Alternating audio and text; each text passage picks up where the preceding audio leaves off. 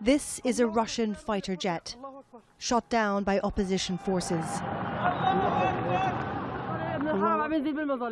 The pilot manages to eject, but he didn't survive. For these Syrian fighters, it's a huge symbolic victory.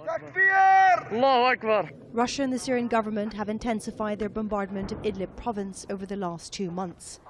Government forces are slowly capturing territory in the south, and what is the last remaining Syrian province under full rebel control.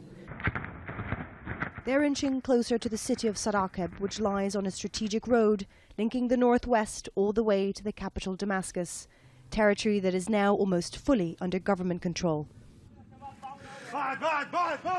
And in Syria's complex web of regional and international allegiances, some say this offensive has been well planned and has further implications. I mean, there are some people who are, in fact, wondering if there is a tacit agreement between the Russians and the Turks, whereas the Russians would actually give a green light for the Turks to act in Afrin against the Kurds in exchange for the Russians, the regime and its Russian allies actually to capture parts of the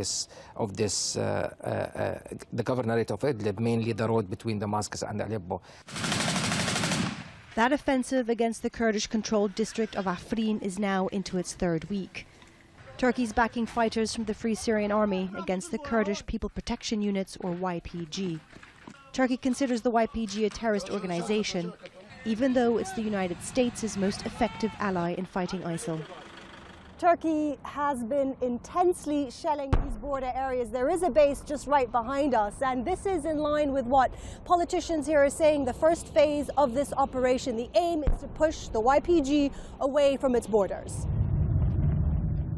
All along that border, a steady stream of military movement.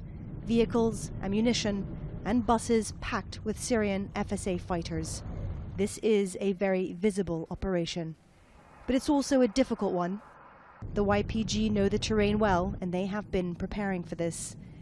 It's the latest front line in a war that year after year simply changes its form and never seems to end. Stefanie, Dekker, Al Jazeera on the Turkey-Syria border.